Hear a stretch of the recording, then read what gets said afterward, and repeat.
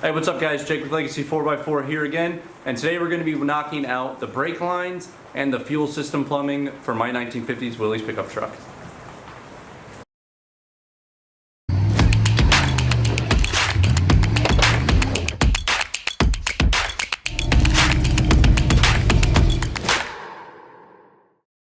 So the first thing that we got to do is weld on some zip tie tabs to the bottom of the Willys along the inner frame rail. I'm going to use these tabs to run the brake lines through with some grommets to tie them down nice and tight in there to hold the brake lines in place along the frame of the truck. I'm also going to run some on the passenger side, and those are going to be used to run the fuel lines through to give the fuel lines, again, something to hold on to while they're on the bottom of the truck. The zip tie tabs I'm choosing to use are just some that I picked up off of Amazon. Again, I haven't turned on my plasma cutter since getting back, and these were only a couple of bucks, and I ordered them. I ordered a bunch of other stuff.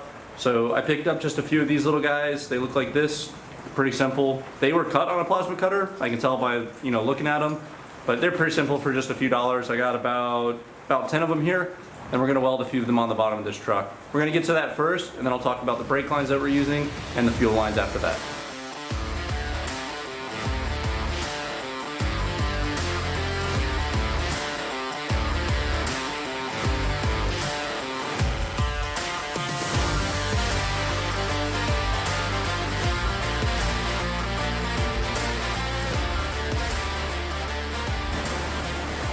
Okay, so we got all of the zip tie tags welded onto the underside of the frame and a couple at the very front of it around some of the tube work to run the different brake lines to. To run brake lines, it's not super complicated, but you are going to need a couple specialty tools to make this happen. Over here, I have my Eastwood brake line flare tool. This is, I think, the Pro model, the more expensive one that they sell. But this thing works really great, and it does a phenomenal job, and it's super quick and easy to use to make brake lines. You have to have it in a vise in order to use it, so you can't make them on the truck with it, but super nice if you're going to do a custom job like this. You're obviously going to need some brake line. This is just some copper nickel 3/16 brake line. Pretty standard. You can get off on Amazon for about 30 bucks for 25 feet of it. I've got 50 feet of it over there to run all these lines. I picked up a few stainless, 3 feet long stainless steel brake lines off of Speedway. Those stainless steel brake lines are going to be used to do the drops between the frame and the axles. That way you have a little bit of flexibility in those lines, hard lines along the frame obviously. You're also going to need a bunch of assorted fittings. The brake line kits that I bought on Amazon came with a bunch of them, but I've got my little box of extra brake line fittings and tees and things like that as well that are going to make this possible. The last two things you need a tubing cutter, and I've got a little deburring tool here to clean up that brake line after you cut it to make a nice clean flare. With that said, let's go to get started. I'll probably do the front brakes first, and then I'll run the rear brakes after that.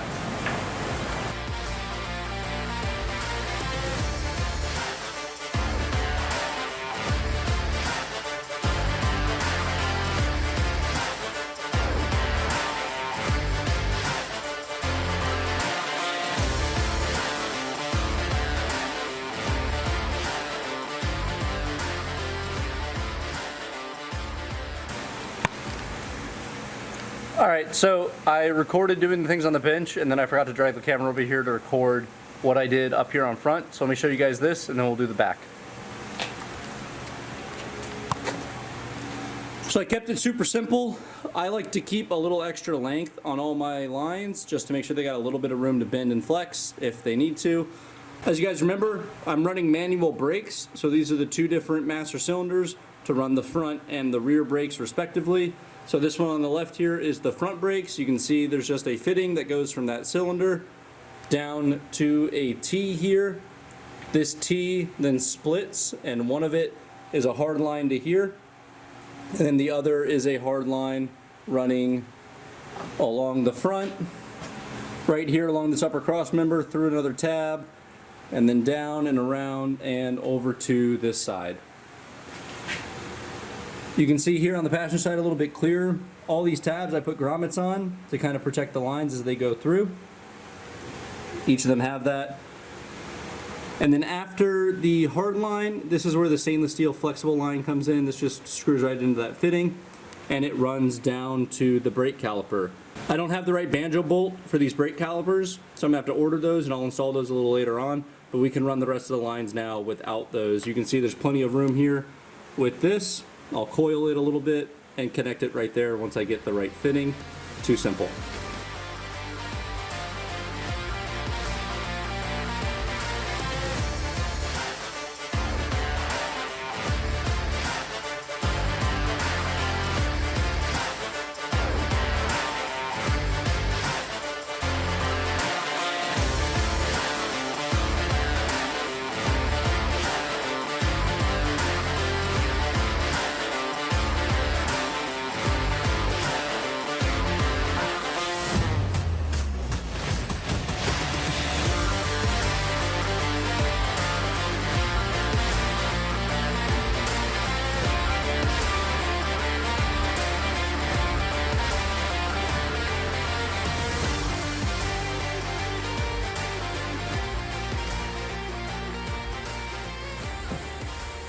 All right, so we got the brake lines all finished up. I know I didn't show a whole bunch of the time lapse, but it's, I mean, pretty boring, truthfully.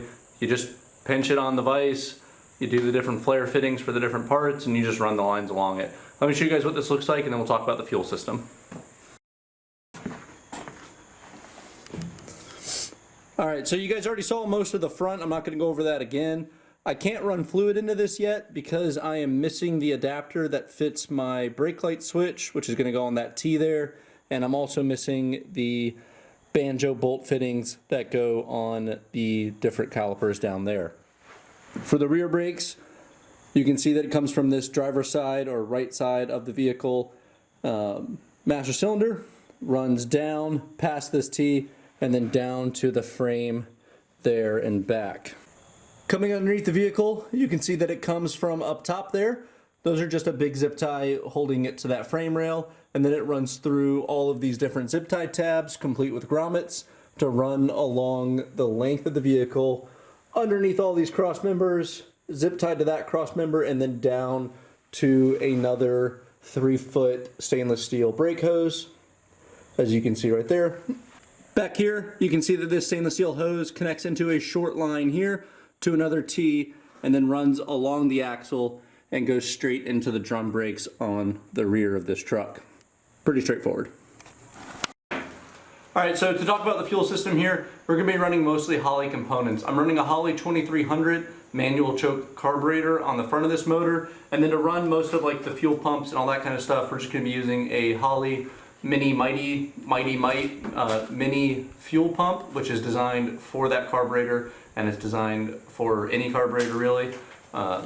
These are not too terribly expensive compared to what you can find for off-brand stuff. We're also going to run a Holley regulator as well, and then just a generic Wix filter also to provide the fuel filtration throughout this system. We're just going to be using some regular 3/8 inch inner diameter fuel hose. I got a roll of it here, and it should be a pretty simple to run it from the fuel cell along the frame on the passenger side and up to the carburetor itself. Not very complex. I'm keeping it really simple for this because I didn't want to run a bunch of AN lines and everything else because they are much more expensive than just 3/8 inch hoses. So we're just going to keep this nice and simple. For the fuel cell, I've got to adapt from the AN fittings on that to just a regular 3/8 inch hose, which isn't that hard. Make those one adapters and then run everything else 3/8 inch throughout the rest of the system. The whole system was designed to run this size of hose, so one adapter versus about 6 adapters. This is a much more efficient way of doing this. Anyways, let's go and get started on the fuel system. All right, so I figured I would start with mounting the fuel pump first, and then I can run all the lines in the fuel pump a little bit easier if I know at least where this is going to be located on the frame. My initial plan was to install this on the frame by using some nut certs to hold the kind of included mounting bracket, which is part of the whole pump, onto the frame without having to put a nut and a bolt behind it. However, I am unable to get a drill to where I want to put this, and so we're going to make a little bracket for this. I've just got a scrap piece of 2x2 by 1/8. Shouldn't be too hard of a project. We're just going to drill a couple holes in here to mount this to, and then weld it onto the bottom of the frame pretty easy. Let's get on to installing this fuel pump.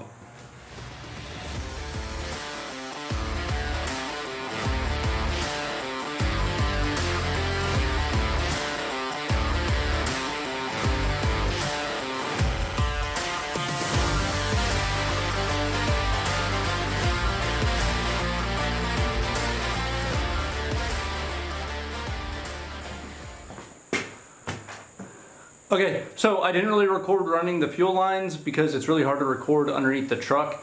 Let me take you guys down there. I'll show you guys what this all looks like, and then we're gonna have to close out this video here. This is all I got time for today. Got a couple of small things I gotta do and I gotta clean up. But anyways, let me show you guys what this all looks like underneath the truck.